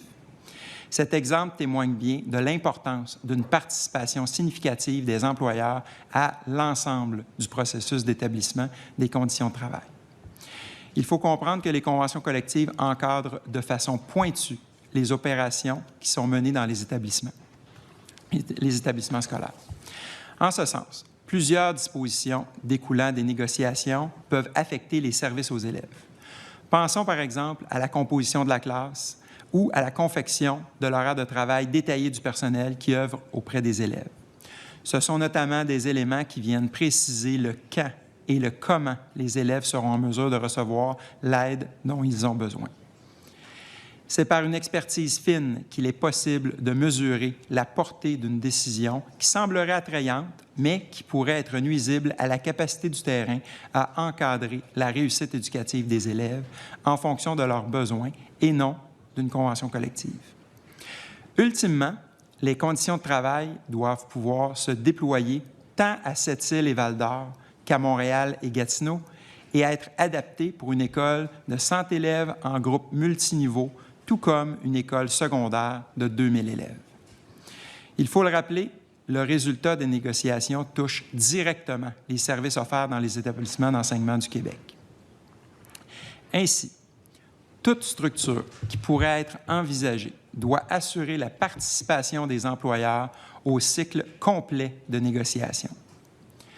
Alors que le gouvernement peut compter sur des comités patronaux de négociation pour les commissions scolaires anglophones, commission scolaire CRI et commission scolaire Kativik, il formule le souhait de se priver de celui du réseau francophone, créant ainsi 2 régimes de négociation distincts pour une seule école publique au Québec. Pour notre part, il est difficile de concevoir que ce double régime pourrait contribuer à améliorer l'efficacité et la cohérence du processus. C'est dans cette perspective que la Fédération recommande le maintien du comité patronal pour les centres de services scolaires francophones. Soulignons que ce comité a fait la démonstration de son efficacité et qu'il s'avère peu coûteux et mature. De fait, nous sommes convaincus de l'importance de demeurer dans la grande famille patronale afin de jouer pleinement notre rôle d'employeur. À l'instar de tout ce qui se fait dans le monde du travail, il serait impensable qu'un employeur ne puisse pas se retrouver autour de la table de négociation. Il en va de la légitimité des centres de services scolaires. Au sujet de la notion d'employeur, 2 questions fondamentales demeurent. Premièrement, un centre de services scolaires peut-il être reconnu comme employeur si lui ou son représentant n'est ni négociateur ni signataire d'une convention? Deuxièmement, qui sera donc le véritable employeur? À titre de représentant des centres de services scolaires, la Fédération a toujours travaillé dans une perspective de collaboration, que ce soit avec le ministère de l'Éducation ou le secrétariat du Conseil du Trésor. En terminant, si vous n'aviez qu'une seule chose à retenir, c'est que la participation significative des centres de services scolaires au processus de négociation, loin d'être un facteur d'alourdissement, favorisera certainement l'efficacité, la cohérence des négociations au bénéfice de tous les élèves du Québec. C'est dans cet esprit que nous souhaitons envisager la suite. Je vous remercie à nouveau de nous avoir accueillis aujourd'hui et nous sommes disposés à répondre à toutes vos questions. Alors, merci à vous, Madame la Présidente du Conseil du Trésor. Merci, Monsieur le Président. Merci beaucoup de votre présence, de votre collaboration. Tous les points de vue sont pertinents pour notre réflexion et pour voir les différents angles. Ce n'est pas votre seule recommandation, mais je pense que je peux comprendre que votre demande principale ou votre préoccupation principale est le maintien du statu quo quant au CPN. Il y a d'autres angles dans votre affaire, mais ce que j'entends de vous principalement, c'est le maintien du statu quo quant au comité patronal de négociation. Je me permettrai, Monsieur le Président, de nuancer peut-être en termes de maintien de statu quo. La Fédération, on ne veut pas être gardien de la tradition ou maintien du statu quo. Par contre, ce qui est essentiel dans le message, c'est qu'effectivement, les représentants légitimes des employeurs doivent être à la table de négociation et, ultimement, la recommandation passe via, oui, le maintien d'un CPN, mais c'est par cohérence avec ce qu'on peut constater pour les commissions scolaires anglophones, CRI et Kativik. Bon. Mais l'essentiel du message, c'est d'être reconnu à la table de négociation comme employeur. Parfait. Bien, reprenons ça de cet angle-là. Puis je pense qu'on va écarter de la discussion les commissions scolaires anglophones, CRI et Kativik. On comprend qu'ils ont, dans un cas, des enjeux constitutionnels et d'autres découlent de certains traités. Donc, il y a des fondements différents là, au maintien de ces structures-là. Mais donc, je peux comprendre que votre objectif est d'assurer que vous avez une représentativité pertinente et suffisante dans le cadre des négociations, compte tenu de votre connaissance du terrain. Je peux la résumer comme ça. Le CPN est la forme, mais le fond de votre demande est celle-là. Tout à fait. Ça résume bien. Parfait. C'est en se parlant qu'on recadre les choses. Donc, vous allez me permettre de peut-être pas vous interroger plus à fond là-dessus parce que c'est une demande qui est quand même assez claire pour moi. L'idée du projet de loi, donc, n'est pas de cristalliser des structures. Je pense que c'est assez clair si on veut moderniser quelque chose. Mais je comprends très bien votre demande par rapport à la représentativité de vos gens là, au niveau de l'apport que vous avez sur votre connaissance terrain. Je pense que c'est c'est une considération qui est importante pour... Parfait. Peut-être vous parler du projet de loi comme tel. Vous parlez de toute la question des matières locales. Il y a, bon, le régime de la loi 37, vous le connaissez autant que moi, peut-être même mieux que moi, je devrais le dire, malgré qu'après 2 rondes de négociations et 5 ans, je commence à en avoir une certaine connaissance. Des fois, j'en rêve. Donc, on se propose, et on verra s'il y a des adaptations à faire, on se propose de façon générale et globale, et bon, naturellement, en matière de négociation, dans plusieurs matières, il y a le diable est dans les nuances, mais disons que pour fin de discussion, essayons de garder ça le plus macro possible, de ramener au niveau national et pas à la table centrale, parce que la table centrale va demeurer. La table centrale, traditionnellement, c'est les paramètres salariaux, les assurances, les régimes de retraite et les assurances. Il y a une raison très logique à tout ça. Ce sont des matières qui touchent l'ensemble des négociations, mais parlons plutôt de la table sectorielle qui touche en éducation, plus particulièrement l'éducation, en santé, plus particulièrement la santé, en enseignement supérieur, l'enseignement supérieur, etc. Ce qu'on se propose de faire, c'est de ramener les matières locales au niveau national, mais naturellement, cette préoccupation de garder la réalité terrain très en tête, il y aura la possibilité d'avoir, et là, donnons-lui un nom générique pour l'instant, avoir des adaptations locales, des ententes, des particulières, on se comprend, qui pourra naturellement tenir compte de la réalité de chacune des commissions scolaires, autant sur la Côte-Nord qu'au centre-ville de Montréal. On peut comprendre que ce sont des réalités différentes, etc. Est-ce que pour vous, il y a des nuances, je le comprends, mais est-ce que pour vous, de façon générale, de ramener ces conditions de travail-là, parce qu'il y a des choses intéressantes là-dedans qui peuvent être négociées dans une globalité, c'est quelque chose qui est pertinent. Madame la ministre, effectivement, il y a plusieurs enjeux liés à votre question. Donc, vous faites référence notamment aux aménagements locaux. Donc, ça existe déjà dans les conventions pour les aménagements locaux, là, de rapatrier à votre question, si je comprends bien, rapatrier l'essentiel là, des sujets de matière locale. Et par la suite, je comprends, de convenir. Dans notre mémoire, notamment à la page 10, on fait référence, il y a quelques mises en garde. Donc, de façon générale, c'est l'équilibre entre la recentralisation complète et l'autonomie de chacun des milieux. Parce que notre prétention est à l'effet qu'il est utopique de penser qu'il y aurait une universalité des mesures pour l'ensemble du Québec. Vous y avez fait référence, évidemment, puis je le nommais dans mon allocution, petite école, grande école, milieu rural, urbain, petit, moyen, grand centre de service scolaire. Ils ont leurs particularités et c'est ce qu'on souhaite pouvoir maintenir et on y fait référence. Donc, c'est un équilibre. On met également une autre mise en garde sur mettre en évidence l'importance des mesures transitoires. Dans la mesure où on est dans ce changement-là, il sera important de bien le prévoir dans le temps pour bien faire les choses. Et encore là, je réitère ce qu'on nommait, on a la prétention de dire que les centres de services scolaires doivent être à la table de négociation comme employeurs, justement pour discriminer ou déterminer les particularités fines parce qu'on a la chance et la possibilité d'avoir la vision réseau, petit, moyen, grand pour l'ensemble. Donc, il y a quelques mises en garde, c'est l'équilibre et de pouvoir y aller graduellement à cet égard-là. Donc, dans le fond, ce que vous nous dites, c'est que ce n'est pas contre-indiqué de le faire. Bon, il y a c'est 28 ou 26 en éducation? 28 en éducation. Il y en a 28 en éducation. 28, on les a ici, effectivement, oui. Puis on ne veut pas rentrer dans le volet. Mais je vais prendre des extrêmes, comme on parlait de l'affichage des casiers jusqu'à la séance d'affectation, à titre d'exemple, qui a été centrale dans les dernières négociations. J'en parle parce qu'elle est publique, là, puis elle a été discutée, et non pas pour en discuter du bien fondé, mais de l'admettre comme exemple. Et on est tous capables de comprendre qu'il y a une différence entre déterminer la procédure de casier là, ou la séance d'affectation. Et je n'en ferai pas un engagement pour les prochains négociateurs gouvernementaux, mais je serais fort étonnée qu'il y ait une pertinence à négocier les casiers au national. Mais ceci étant dit, ce que vous nous dites, c'est qu'il n'y a pas de contre-indication, mais faites attention dans la façon dont, entre autres, ce sera fait. Assurez-vous qu'il y a de la place pour une réelle couleur locale et assurez-vous que si vous allez de l'avant, que ce soit fait de façon graduelle. Donc, on ne veut pas de vide et on veut une transition la plus... Bon, toute transition est quand même difficile, le changement est difficile, mais une transition la plus lisse possible.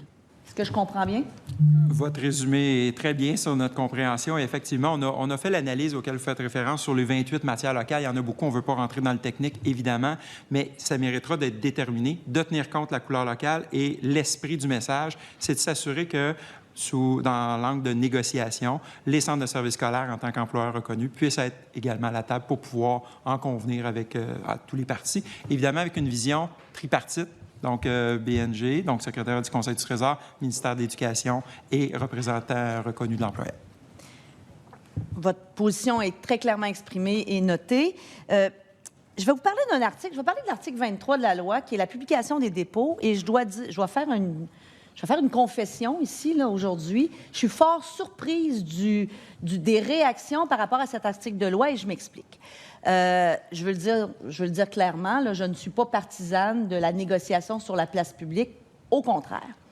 Mais je suis par contre partisane de la transparence, et pour moi, un dépôt gouvernemental, au dépôt gouvernemental est associé plusieurs choses, mais nécessairement des investissements publics, de l'argent public et le trésor au sens large public, hein, que ce soit les paramètres salariaux, on se souvient du 17.4, du 2.2.2 dans la précédente négociation, que ce soit les paramètres salariaux, que ce soit des particularités plus sectorielles, parce que là, on ne parlait pas de dépôt local, on parlait des dépôts sectoriels et centraux. Pour moi, il en allait de la question de la transparence et non pas de débattre sur la place publique. Et je fais une nuance entre publier, c'est-à-dire rendre accessible au public les propositions gouvernementales, alors que c'est l'argent des citoyens qui est impliqué, et faire un débat et discuter et débattre de ça. Pour moi, il y a une nuance entre les deux. Honnêtement, je suis fort surprise de l'opposition à la publication des dépôts. Je comprends certains arguments, mais mon expérience dans les 2 dernières rondes de négociation et mon expérience de l'autre côté, parce que j'ai négocié en tant qu'association de l'autre côté de la table avec le gouvernement en 2011 pour l'Association des procureurs du DPCP à l'époque.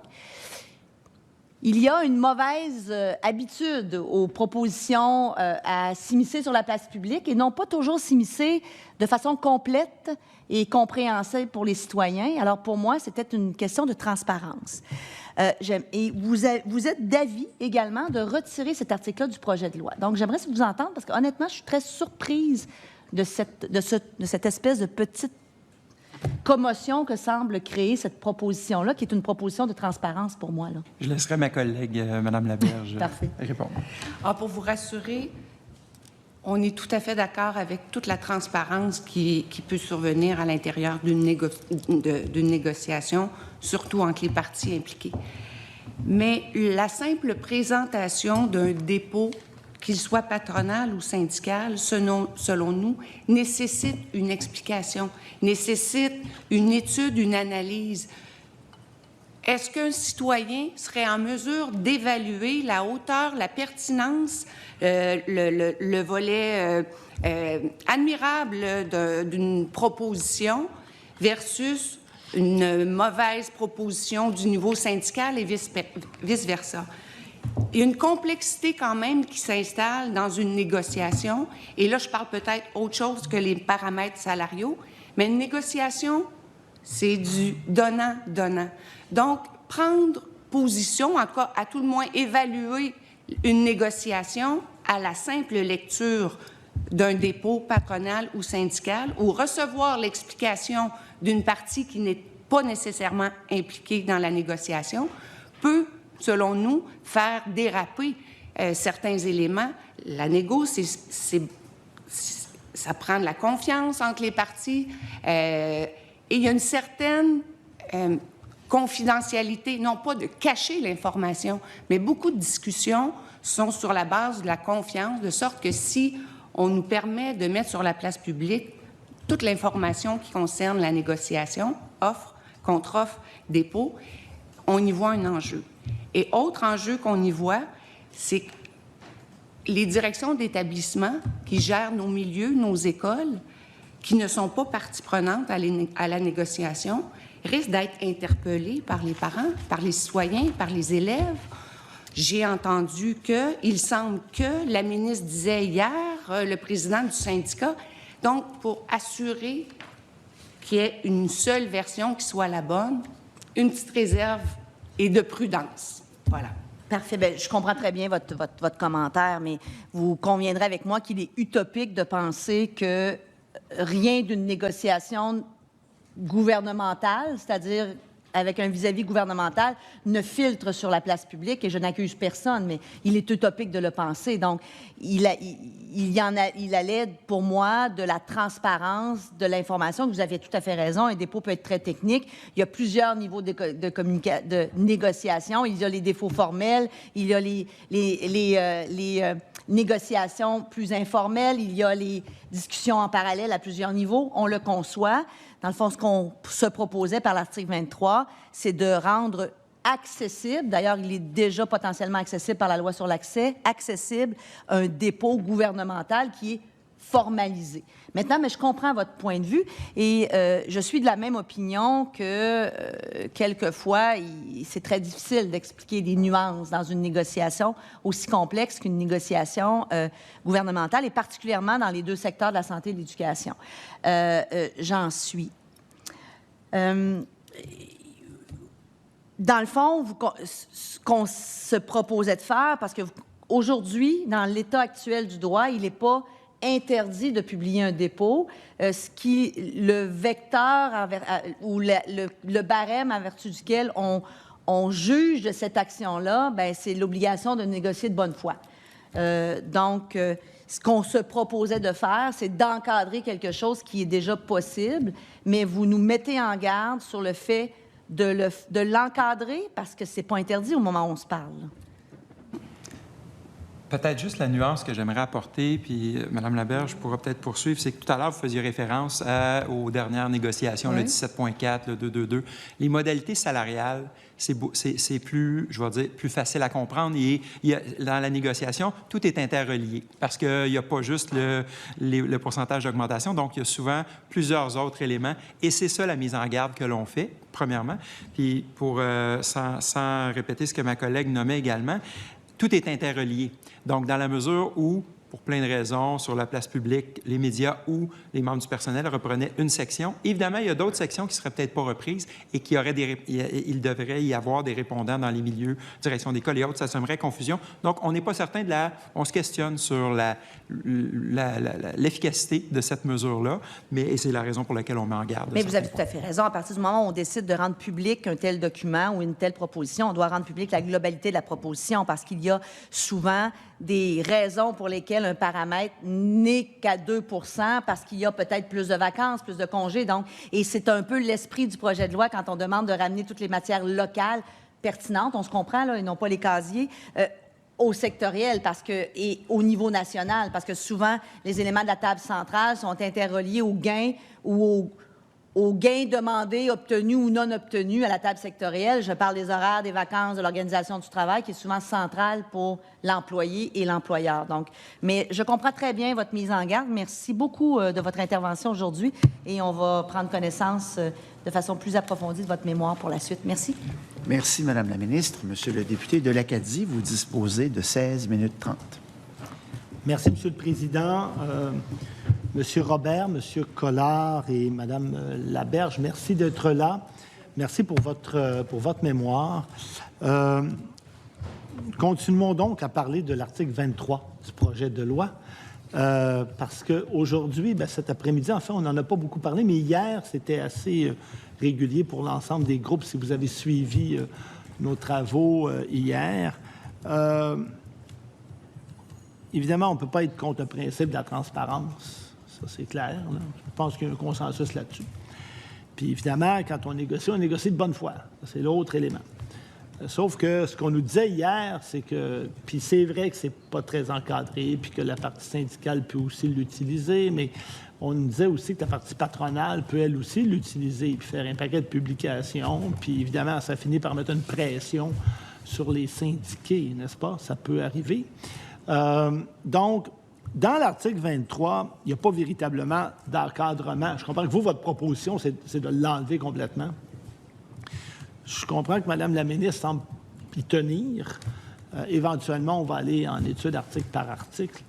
Donc, est-ce que, si jamais ça reste là, est-ce qu'il y a des paramètres d'encadrement qui pourraient être ajoutés, qui feraient en sorte qu'on éviterait qu'une des deux parties utilise la publication pour mettre une pression indue sur l'autre partie? On n'a pas évalué des balises qui seraient acceptables ou avec lesquelles on serait à l'aise. À partir du moment où de l'information est véhiculée au public, quelles que soient les balises, il y a un risque de mauvaise interprétation et il y a un risque de mécompréhension qui va nuire à la négociation et qui risque de mettre de la pression sur les mauvaises personnes. Donc, ceci étant dit, est-ce qu'on pourrait y réfléchir puis faire des recommandations? Certainement, mais on aurait quand même beaucoup de réserves. Je vous comprends, et si jamais vous continuez votre réflexion et que vous voulez les partager avec moi, ça me ferait plaisir, je serai très réceptif. Je peux comprendre également que si c'est publié, puis, corrigez-moi si j'ai mal compris, mais dans l'état actuel du projet de loi, la Fédération, il n'y a pas comme tel de garantie que vous allez être aux tables de négociation. Non. C'est ma compréhension. Tout à fait. Donc, imaginez votre position si l'article 23 reste là, vous n'êtes pas aux tables, il y a des offres qui sont faites, c'est publié dans les journaux, puis c'est vous l'employeur. Ça vous place dans une position qui est difficilement tenable. En tout cas, difficilement explicable. À moins que vous puissiez parler au négociateur très rapidement, là, ça ne sera pas facile pour vous. C'est l'essentiel de notre propos sur la légitimité d'employeur, la définition d'employeur. Je terminais mon allocution avec 2 questions. Une de celles-là était en lien avec la question que vous posez. Et peut-être en complément sur le volet de l'article 23, en étant aux tables de négociation et dans la mesure où vous, parlementaires, vous décidiez de maintenir ce volet-là avec des modalités encadrantes, en étant aux tables de négociation, nous pourrions agir comme facilitateurs pour s'assurer que l'information est véhiculée de façon compréhensible dans les milieux. Mais l'esprit, c'est de s'assurer de jouer le rôle d'employeur aux tables de négociation. Et présentement, là, parce que je lisais avec attention votre mémoire. D'ailleurs, ça a évoqué chez moi une curiosité quand vous débutez en disant, à la page 4, que la Fédération des centres de services scolaires existe depuis 1947. J'imagine qu'à l'époque, ça devait être les fédérations des commissions scolaires. OK, on se comprend, parce qu'en 1947, les centres de services scolaires étaient plutôt rares. On se comprend très bien, d'accord. Donc, je vous ai bien compris. Donc, l'employeur, c'est vous. Non? C'est le Conseil du Trésor? Non. Votre question question est très intéressante parce que c'est le cœur du projet de loi. Eh bien, voilà. Alors, contrairement au réseau de la santé, qui a un seul employeur unique, qui est Santé Québec, le réseau de l'éducation, chaque centre de service scolaire est l'employeur du personnel qu'il requiert. Donc, c'est pas le ministre, c'est pas le Conseil du Trésor, c'est pas le BNG.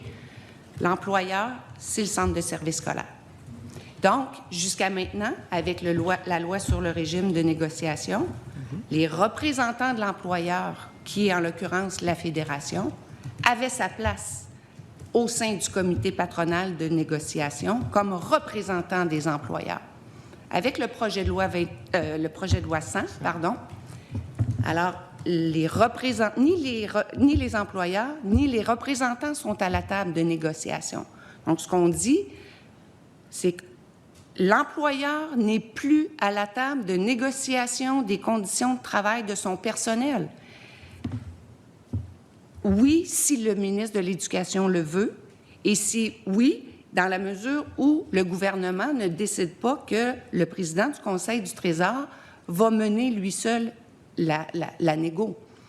De sorte que notre siège n'est pas garanti, ce qui peut mener à avoir comme effet que les centres de services scolaires ni la Fédération, qui est leur représentant, va négocier des conditions de travail. On ne sera pas signataire d'une convention collective avec les syndicats, mais ils vont être opposables. Donc, c'est quand même particulier que l'employeur ne négocie pas, ne soit pas à la table de négo, mais soit lié par l'entente. Puis, présentement, vous y êtes à la table de droit? De droit. Quelle loi parle-t-on? Actuellement, là, oui. Quand vous négociez, là, vous êtes là de droit? Oui, par la loi sur le régime de négociation qui a institué le comité patronal sous l'autorité déléguée du ministère de l'Éducation. Mais oui, nous y sommes à titre de représentants reconnus par le ministère. OK. Maintenant, vous avez mentionné pouvoir délégué. Du ministère. Du ministère. Donc, ça fonctionne comment? C'est le ministre qui est obligé de déléguer son pouvoir. Est-ce qu'il pourrait vous l'enlever? Oui. Il pourrait retirer un pouvoir délégué, effectivement, ce qu'il n'a jamais fait. Je comprends. Parce que le tandem fédération-ministère au CPN a mené de grandes et de belles négociations. Oui. Peut-être en complément d'information, une négociation, évidemment, puis la façon qu'on le voit, il y a des rôles et responsabilités. Le projet de loi 100 déjà prévoit la coordination par le BNG, ce à quoi on est évidemment tout à fait en accord. Et on le voit avec une vision tripartite. Rôle du BNG de coordination importante telle que décrite, on en est en accord évidemment.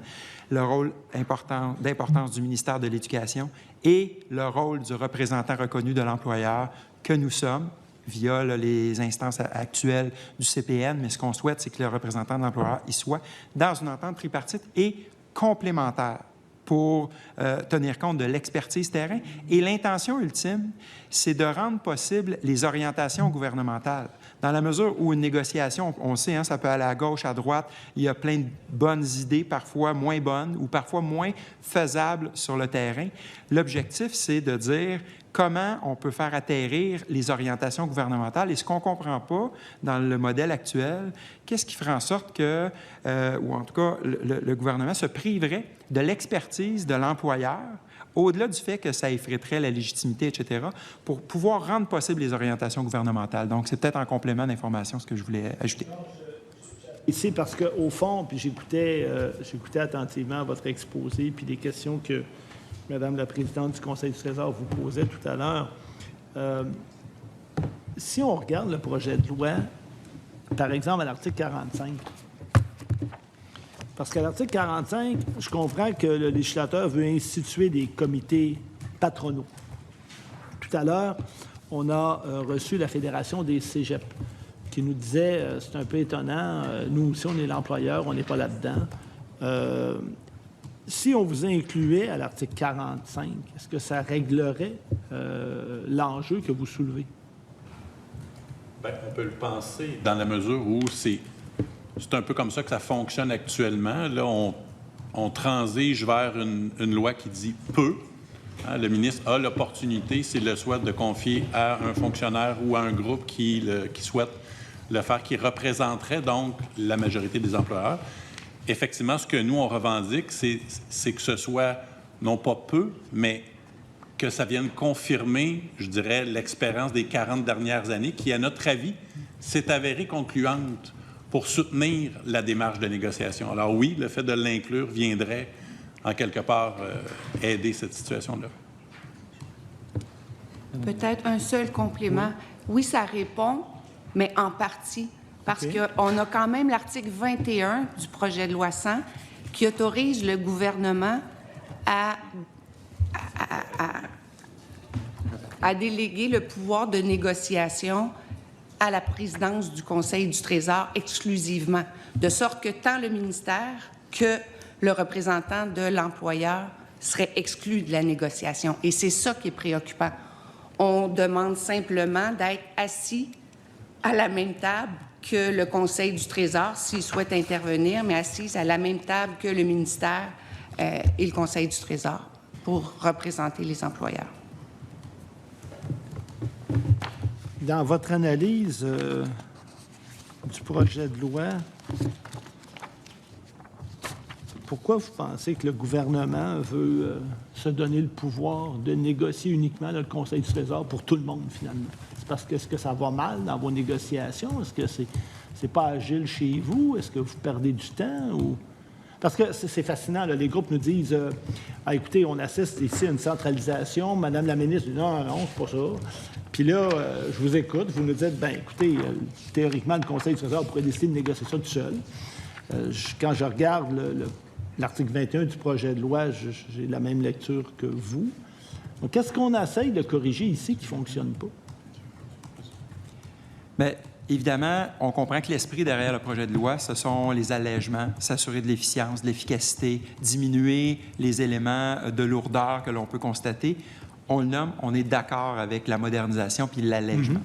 Donc, dans ce cadre-là, nous sommes d'accord. Maintenant, ce que l'on dit, notre propos, c'est qu'en termes d'efficacité, on pense que dans le cycle de négociation, il y a la négociation, il y a par la suite la mise en œuvre.